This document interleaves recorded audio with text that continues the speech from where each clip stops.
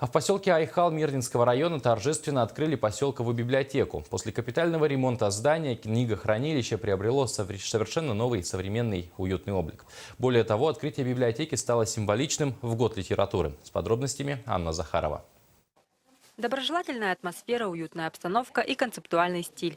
Обновленная библиотека притягивает и пробуждает желание к чтению и культурному обогащению.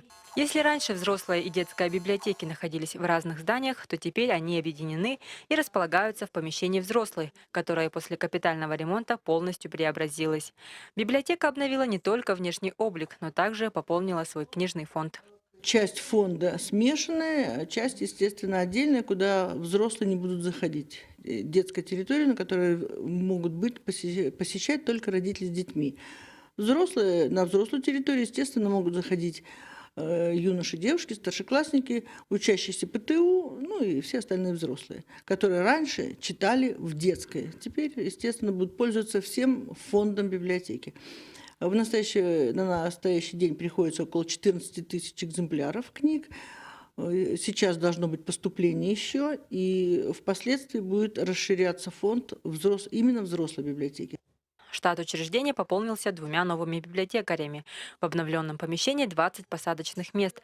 Также в библиотеке появилась галерея женских писателей.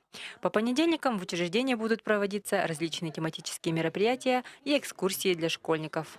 Со следующей недели поднимем все свои планы, начинаем работать в соответствии с планами, которые их разработано, там 10 мероприятий больших, остальное читатели все будут видеть. Выставки соответствующие.